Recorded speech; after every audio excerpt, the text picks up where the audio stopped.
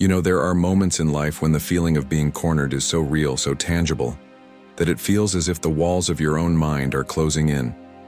It's as if you're trapped in a cage, but one with no visible bars. A cage made of anxiety, of multiplying worries, of fears that whisper in your ear, paralyzing every muscle, every thought. Maybe you felt that before, that knot in your stomach that won't go away. No matter what you do, the shortness of breath, the racing heart, the mind caught in an endless storm of what-ifs. It's a deafening silence, where your voice, the one begging for relief, for a way out, for a single spark of hope, gets stuck in your throat. This is the invisible cage. It doesn't show itself with chains or padlocks, but with the absence of peace, with the erosion of security, with the corrosion of your very faith. It's the sense that you're giving your all, but with every step the ground seems to give way a little more. You try to scream, but no sound comes out. You try to move, but your feet are stuck in a swamp of uncertainty. It's a state of such deep despair that it becomes an internal cry, a silent plea echoing only in the depths of your soul. And you ask yourself, does anyone hear this? Does anyone understand what it's like to feel this constant pressure, this emotional suffocation? Now imagine for a moment, a man who once knew power, glory, the admiration of crowds, a man who faced giants and won, a leader, a warrior, a poet, a king in the making. And now, imagine that same man not on the battlefield, but fleeing, desperate, hunted by those who once praised him. He arrives in a strange city, a place of enemies, seeking refuge. He, the hero, is now reduced to a state of total vulnerability. So extreme is his situation that, to escape death, to have even the slightest chance of survival, he decides to do the unthinkable. He chooses to pretend to be insane. Think about the weight of that decision. The humiliation, the desolation, the terror of being discovered, of being killed by his enemies or worse, handed over to his pursuers. This man, who once wielded a sword with courage, now finds himself scratching at gates, drooling, behaving like a madman to deceive his captors. Every breath is an act, every glance is a risk, every minute is an abyss. He is alone, helpless, stripped of his dignity, his reputation, even his own sanity. There is nowhere to run, no one to turn to. It is the lowest point, the rock bottom where hope seems to have evaporated, leaving behind only the bitter taste of abandonment and terror. And it is in this setting of utter darkness, in this invisible cage of fear and despair, that he does something extraordinary, something that defies all human logic. He does not give in. He does not resign himself. He does not remain silent. In that moment of abjection, of absolute desolation, he finds a voice. Not a voice to mutter, to complain, to play the victim. Not a voice to ask why he, a man of God, had been abandoned to such a fate. No, he finds a voice to bless, a voice to worship, a voice to cry out to the Lord.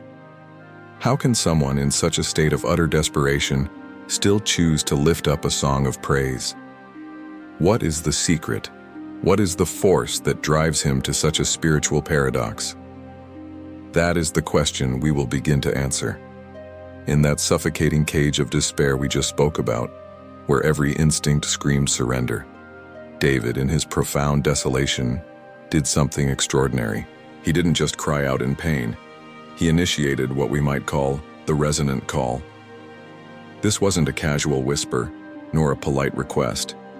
It was a primal, gut-wrenching cry from the depths of his being, a seeking that transcended logic, a desperate search for something, someone, beyond the immediate horizon of his visible suffering. Imagine being at the absolute end of your rope, with no human solution in sight, no friend to turn to, no escape route. What do you do then? David, stripped of all earthly comforts and certainties, turned his gaze upward, not because he saw a clear path, but precisely because all other paths had vanished. This act of seeking, of desperately reaching out when there's nothing left to cling to, is far more powerful than we often realize. It's not about having all the answers or even a flicker of visible hope. It's about that raw, unadorned acknowledgement of your utter helplessness and your decision, in that very moment, to direct your gaze to the one place where true help resides. David's seeking wasn't conditional. It wasn't a bargaining chip. It was an instinctive, soul-deep plea, a recognition that if there was any hope, it had to come from beyond the reach of human hands. He wasn't seeking a strategy from man. He was seeking intervention from God. And that, my friend, is where the resonance begins. Think about it this way. When you're truly lost in a dense fog, you don't just stand still and wait. You might call out. You might listen for an echo. Even if you can't see the path, you instinctively search for a sound, a sign, a direction. David's call was precisely that. It was the sound of a desperate heart, amplified by faith, reaching out into the unseen. He wasn't searching for an easy way out. He was searching for God himself. He was seeking not just a solution to his immediate problem of survival, but the very presence of the divine in the midst of his chaos. And the beauty of this resonant call is that it doesn't need to be eloquent or perfectly worded or delivered from a place of calm composure. In fact, it often finds its purest form in the rawness of our brokenness. When David cried out, when he chose to seek the Lord in that moment of utter humiliation and fear, he activated something profound. It was a seeking that went beyond intellectual assent. It was a desperate longing of the soul. He wasn't looking for God to simply fix his circumstances from afar. He was looking for God to be present in his suffering, to be his refuge, his strength, his very sanity when everything else was crumbling. And it's in this very act of desperate seeking, of casting off all pretense and all self-reliance, that the connection is forged. It's a connection that allows your most vulnerable plea to travel directly to the heart of the one who hears. That call, whether it's a silent groan or a fervent prayer, carries an undeniable weight, a unique frequency that pierces through the din of the world. This isn't about simply reciting a prayer, it's about shifting your entire being toward the divine. It's the moment you stop looking left and right for human solutions, and you lift your eyes, your heart, your very soul, to the one true source of help. It's a radical act of faith to seek the invisible when the visible is nothing but despair. And it's this very act of seeking, this resonant call, that triggers the divine response. For when a heart, in its absolute brokenness, chooses to turn towards its maker, the heavens themselves lean in to listen. David's call was not just heard, it was answered. And his experience teaches us that divine intervention often begins not with our strength or our plans, but with the humble, desperate, and deeply personal act of seeking God beyond all human horizons. He chose to look past the immediate threat, past his humiliation, and directly into the spiritual realm for his deliverance. Following that profound resonant call, that desperate seeking that pierced the heavens, something truly miraculous begins to happen within the human spirit. It's not immediately about the external circumstances changing. It's about an internal transformation, a shift so subtle yet so powerful that it manifests as a visible radiance. David, in his profound testimony, speaks of this when he declares, "Those who look to him are radiant. Their faces are never covered with shame." This isn't just poetic language, it's a profound psychological and spiritual truth. It's about how the very act of fixing your gaze on the divine, of truly seeing God in your darkest hour, begins to transform your inner landscape. Imagine yourself in a dimly lit room, perhaps a place of shadows and anxiety. Then, a single pure light begins to shine in the corner. If you continue to stare at the shadows, they remain. But if you turn your face directly towards that light, absorbing its warmth, its clarity, its truth, something shifts within you. The shadows don't disappear instantly from the room, but your own face, bathed in that illumination, begins to reflect that light. You become, in essence, a mirror of the very light you are contemplating. This is the essence of the inner radiance. It is the profound truth that when we truly look to God, when our focus is solely on his character, his goodness, his faithfulness, a light begins to emanate from within us. It's not a superficial glow, it's the quiet confidence, the unshakable peace, the gentle hope that blossoms in the soul that has fixed its eyes on something far greater than its immediate troubles. This radiance is not born of solved problems or ideal circumstances. In fact, it often emerges precisely because the problems persist, and yet, in the face of them, You have chosen to look to something beyond. It is the peace that surpasses understanding, the calm in the storm that bewilders those who only see the waves crashing around you. This inner light isn't about pretending everything is fine. It's about knowing, deep within your spirit, that even when things are not fine, God is good, and that goodness, that unwavering nature of the Creator, becomes a wellspring of quiet strength that shines through you. It's the kind of peace that others notice, a serenity that can't be manufactured because it stems from a profound spiritual alignment. When David speaks of faces never covered with shame, he touches on a deep human need.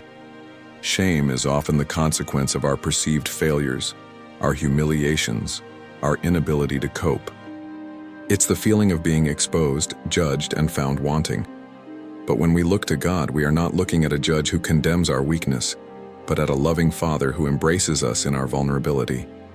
In His presence, shame loses its power. The light of His love and acceptance washes over us, and in that light, we are seen as we truly are: beloved, accepted, worthy. Our focus shifts from our own inadequacy to His overwhelming adequacy, and in that shift, the shadow of shame is dispelled. Our faces become radiant because they are no longer turned inward, consumed by self-condemnation, but outward, reflecting the glory of a God who redeems and restores. This is a powerful paradox. When you are most vulnerable, most exposed, most likely to feel shame, the act of looking to God transforms that vulnerability into a conduit for His light. Your weakness becomes the canvas upon which His strength is painted. Your brokenness becomes the very vessel through which His wholeness flows. This isn't about escaping reality.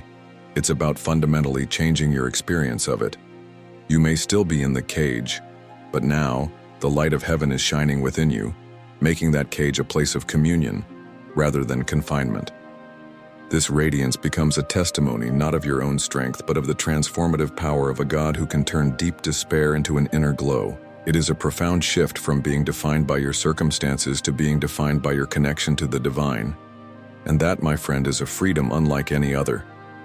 That inner radiance, that quiet glow that begins to emanate from us when we truly fix our gaze upon the divine, is a powerful, invisible manifestation of a deeper spiritual truth. But God doesn't stop there. He doesn't just want us to see His goodness from afar, or merely believe in it as an abstract concept. He invites us into something far more intimate, far more experiential. He invites us to taste it. Taste and see that the Lord is good, David implores in this very psalm. This isn't a suggestion. It's an invitation to an empirical, personal, and utterly transformative encounter. Think about it for a moment. How do you truly know if something is good? Not by reading about it, not by hearing someone else's testimony, but by experiencing it for yourself. You don't know the sweetness of honey until it touches your tongue. You don't understand the warmth of a fire until you feel its heat. And in the same way, God calls us to move beyond mere intellectual assent to His goodness and to engage with it in a way that resonates with our deepest senses. He wants His goodness to become a flavor in the fabric of our lives, a tangible reality that we can savor, digest, and internalize.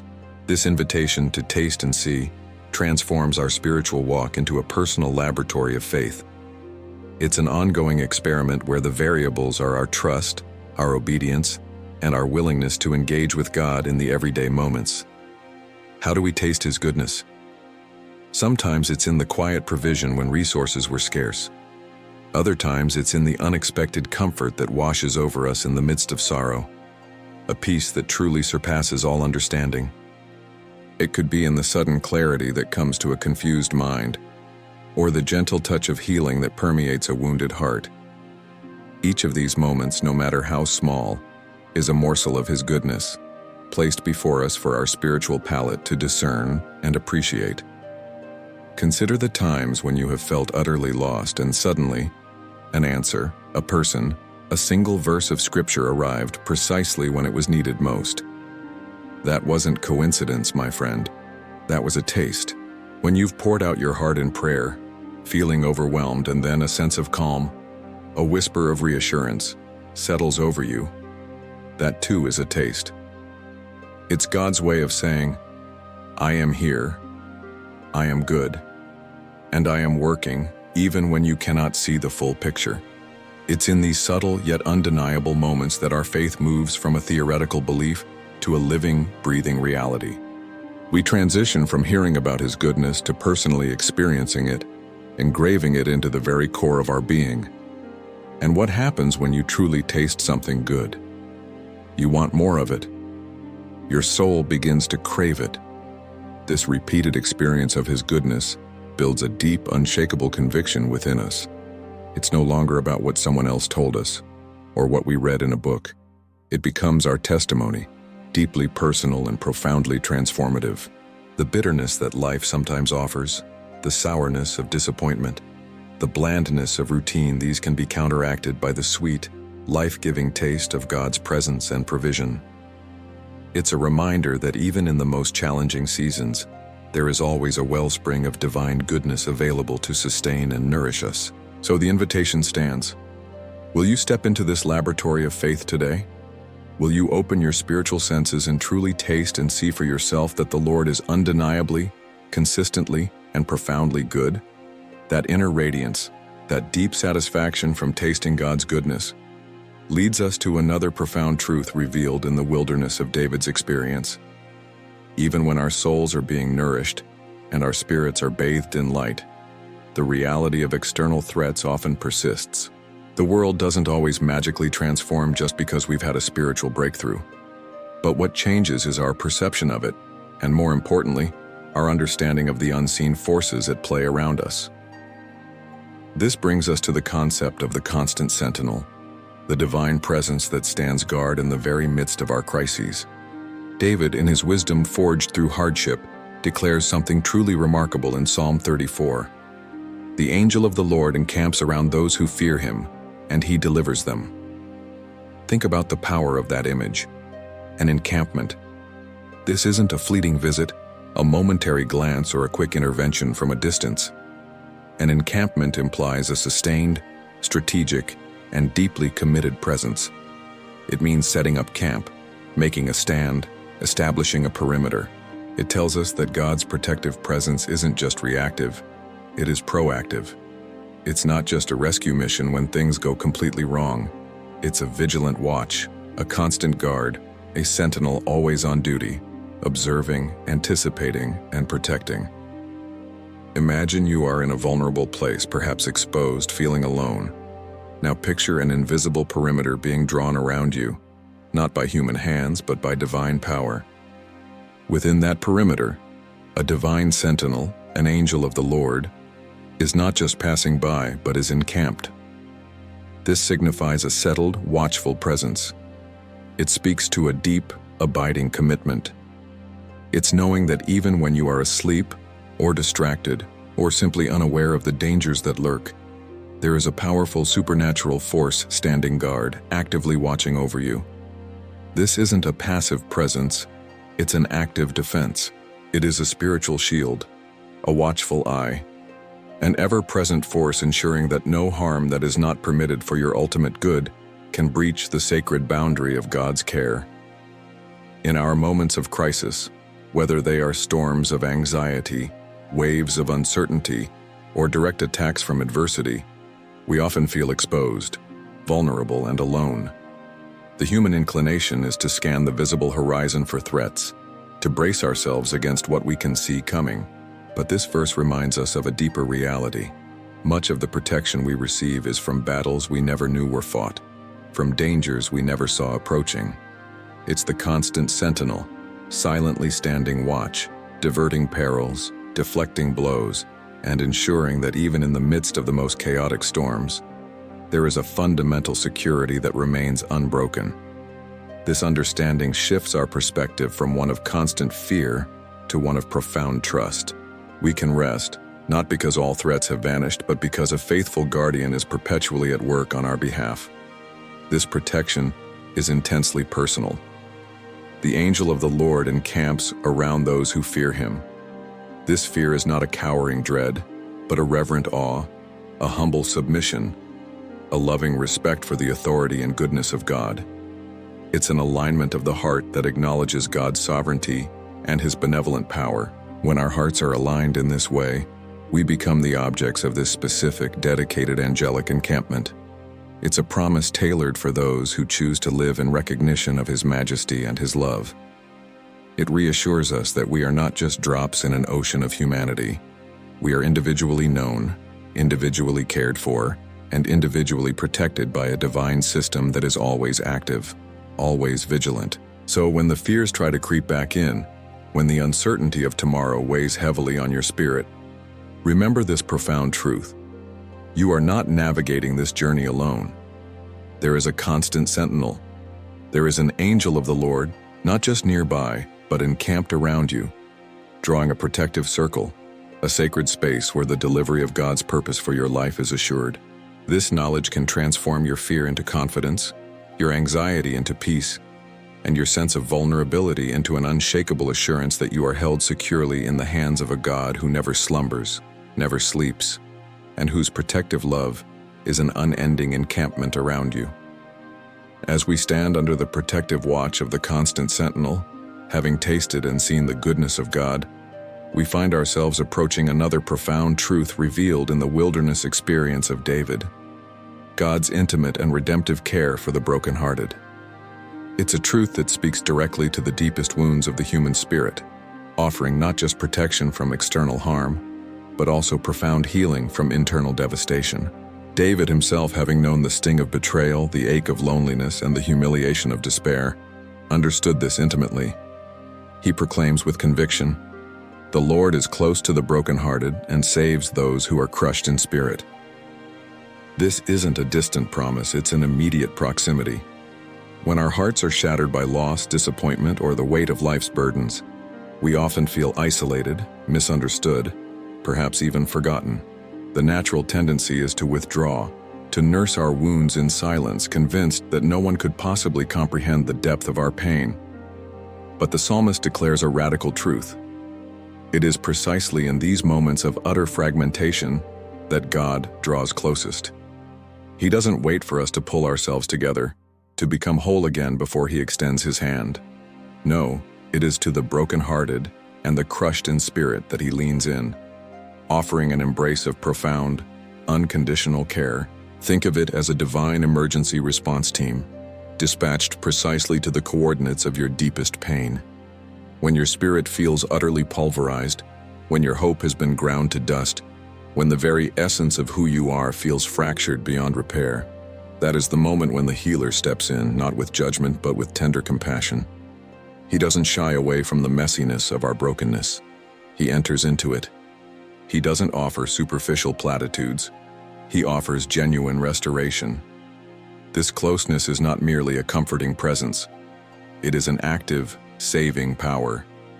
He saves us from the depths of our despair, from the paralyzing grip of sorrow, from the suffocating weight of a crushed spirit. This divine embrace is transformative. It gently gathers the shattered pieces of our hearts and, with a touch only He can provide, begins the painstaking work of reassembly. It's a healing that permeates every layer of our being, emotional, psychological, and spiritual. The pain doesn't vanish instantly like a flick of a switch, but it begins to lose its sharp edges. The despair gives way to a fragile hope. The sense of being crushed is replaced by a quiet strengthening from within. This restoration isn't about erasing the past, but about integrating it into a narrative of grace and resilience. It's about finding purpose in the pain, strength in the scars, and a testimony born from the very crucible of suffering. The beauty of this promise lies in its universality. Every single one of us, at some point, will experience a broken heart or a crushed spirit. It is an inevitable part of the human journey. But what this verse teaches us is that these moments of profound vulnerability are not signs of weakness, but invitations for divine intimacy. They are the moments when we are most open to receiving the radical love and healing power of God. So, if you are walking with a fractured heart today, if your spirit feels crushed under an unbearable weight, take courage. Know that you are not alone, and you are not forgotten. The Lord is not distant. He is closer than you can imagine, ready to offer you His restoring embrace. to gather your fragmented pieces, and to breathe new life into the very core of your being. He is the ultimate healer, and his touch transforms even the deepest wounds into pathways of profound connection and renewed strength. We've talked about the profound comfort of the healer's embrace, the way God draws near to mend our broken hearts. But let's be very clear, healing doesn't mean the absence of future storms. Restoration doesn't guarantee a life free from trials. In fact, one of the most perplexing and often frustrating realities of faith is that even the righteous, those who strive to follow God's ways, frequently encounter intense adversity. This leads to a question that has echoed through the ages, a question that often gnaws at the soul during times of deep suffering. If God is good, and I am trying to live righteously, why am I still facing such hardship? Why does the fire still rage? This is where David's wisdom, born from his own crucible of suffering, offers a profound insight. He states, "Many are the afflictions of the righteous, but the Lord delivers him out of them all." This isn't a promise of freedom from affliction, but a powerful assurance in the midst of it. It's a testament to the refining power of adversity. Imagine raw ore, dug from the earth, filled with impurities. It must be subjected to intense heat, to the scorching flames of a forge, not to destroy it, but to purify it. The fire burns away the dross, leaving behind something stronger, more precious, more valuable. In the same way, the afflictions we face, though painful and unwelcome, often serve as a divine forge, a process through which our righteousness, our character, and our faith are tested, refined, and ultimately strengthened. This isn't about God punishing us. It's about God perfecting us.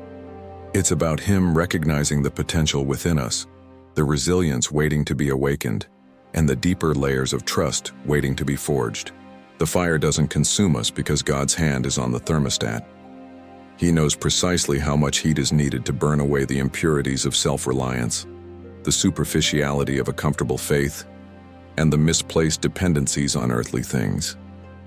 It's through these very trials that our spiritual muscles are stretched, our roots grow deeper, and our capacity for enduring joy and unshakable peace is expanded far beyond what we could ever imagine in times of ease.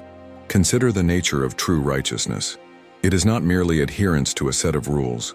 It is a heart posture, a character shaped by integrity, resilience, and an unwavering commitment to God's will, even when that will leads through valleys and shadows. This kind of righteousness is not developed in isolation or comfort. It is forged in the furnace of experience, hammered on the anvil of challenge, and sharpened by the very adversity that seeks to break us. When we emerge from the fire, having clung to God's promises and depended on His strength, we are not the same. We are purer, more resolute, with a faith that has been tested and found true. We learn lessons in the crucible that no sermon, no book, no easy path could ever teach us. And this is the paradox. The very afflictions that seek to destroy us become the instruments of our elevation. We don't just survive the fire, we are transformed by it. We learn to trust God in ways we never thought possible, to lean on His presence when our own strength is depleted, and to discover a depth of peace that can only be found when everything else has been stripped away.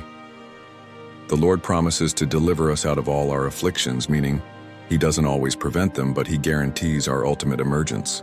He sees us through to the other side, more robust, more seasoned, with a testimony that carries the weight and authenticity of a faith that has been truly forged in adversity. This realization shifts our perspective from "why me?" to "what is God forging in me?" And in that shift we find purpose in our pain and strength in our struggle. Through the fire, having witnessed righteousness forged in adversity, we often arrive at a crucial point of questioning our fundamental understanding of provision. It's natural, isn't it, to associate well-being with an absence of material want, a constant flow of resources, or the easy acquisition of what we desire. We chase after abundance, often finding ourselves exhausted, perhaps even starving amid plenty, because we're looking for satisfaction in all the wrong places. This brings us to a profound, almost counterintuitive truth, a paradox of abundance that flips our worldly notions on their head, the true provision revealed. David, a man who knew what it was to be stripped of everything: his kingdom, his reputation, his very sanity, yet discovered a secret to ultimate satisfaction, articulated it with startling clarity. The young lions suffer want and hunger, but those who seek the Lord lack no good thing. This is not a promise that every material whim will be instantly granted, or that life will suddenly become a never-ending feast of earthly delights. No, that would be a shallow interpretation, a misunderstanding of what good truly means in the divine economy. Instead, it speaks to a deeper, more holistic form of provision, one that transcends the fleeting nature of wealth and the limitations of human effort. Consider the young lions. They are the epitome of strength, prowess, and predatory skill. They hunt, they conquer, they assert their dominion. Yet even they, with all their power and cunning, can suffer want and hunger. Their natural instincts, their relentless pursuit of prey, can still lead to periods of scarcity, illustrating a fundamental limitation of purely earthly endeavors. No matter how powerful or resourceful one is in the natural realm, true and lasting fulfillment, true abundance, remains elusive when sought independently of the divine source. It's a perpetual hunger that material possessions can never fully satiate, a spiritual famine even in the midst of physical feasting. Now contrast this with those who seek the Lord. This isn't just a casual inclination or a fleeting thought. To seek the Lord implies an intentional, earnest pursuit, a life oriented toward recognizing His sovereignty, His character, and His wisdom. It means making His presence and His will the guiding principle of your existence. And for those who engage in this earnest seeking, the promise is staggering. They lack no good thing. This good thing encompasses far more than just financial stability or physical comfort. It's a deep intrinsic contentment, a profound peace that transcends circumstances, a wisdom that guides decisions, a joy that defies explanation, and a sense of purpose that gives meaning to every breath. It's a provision of the soul, a spiritual sustenance that fills the deepest voids. This paradox reveals that our greatest lack is often not material, but spiritual. We might possess an overflowing pantry but suffer from a scarcity of joy. We might have abundant resources, but feel a profound deficit of peace. We might command respect but crave genuine connection. The world can offer 1,000 temporary gratifications, but it cannot deliver the fundamental good that anchors the soul, sustains the spirit, and brings genuine wholeness. This holistic provision, this lack of no good thing, is a direct consequence of aligning our lives with the Creator, of trusting His benevolent oversight, and of recognizing that true wealth is measured not by what we accumulate, but by what we receive from Him freely given. Therefore, fearing the Lord, in this context, is not about being terrified of punishment. It's about a reverent awe that acknowledges His ultimate authority, His unwavering goodness, and His infinite wisdom.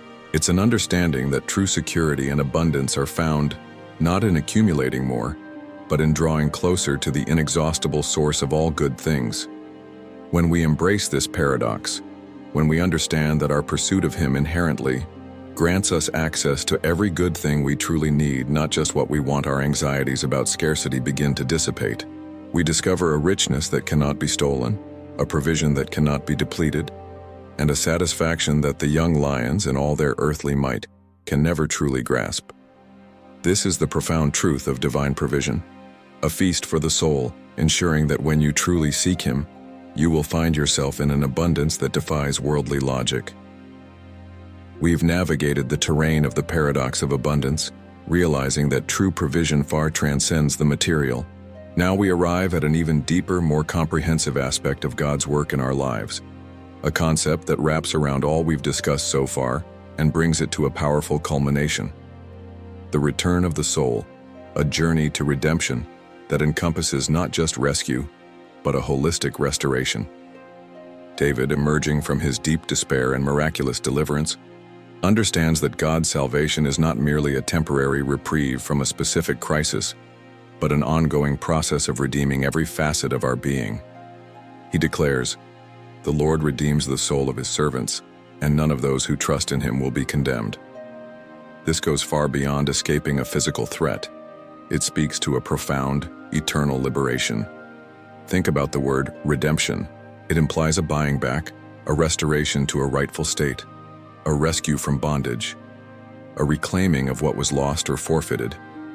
In David's case, he was literally bought back from the brink of death, from humiliation, from the very jaws of his enemies. But the redemption of the soul is infinitely larger than any single event. It speaks to the liberation from the spiritual chains of sin, shame, and despair that can bind us more tightly than any physical prison. It is the profound act of God taking a soul that was lost, broken, alienated, and bringing it back into wholeness, into communion with Him, into its intended purpose and destiny. It's a journey from brokenness to an integrity of spirit that defies the world's definitions. For David, this wasn't just about surviving the encounter with Achish or escaping Saul's pursuit. It was about his spirit being renewed, his faith being solidified, his identity as a servant of God being powerfully reaffirmed despite his profound vulnerability. He experienced not just a physical escape, but a deep spiritual recalibration. His soul, which had been distressed, terrified, and brought low, was redeemed, lifted, cleansed, and realigned with its divine origin. This is the ultimate freedom, the kind that no human power can grant or take away. It is the inner liberation that persists even when external circumstances remain challenging, because the core of who you are, your very soul, has been claimed and set free by God Himself. This redemption is comprehensive. It addresses not just the immediate crisis but the lingering effects of trauma, the whispers of past failures, the burden of guilt, and the fear of future condemnation.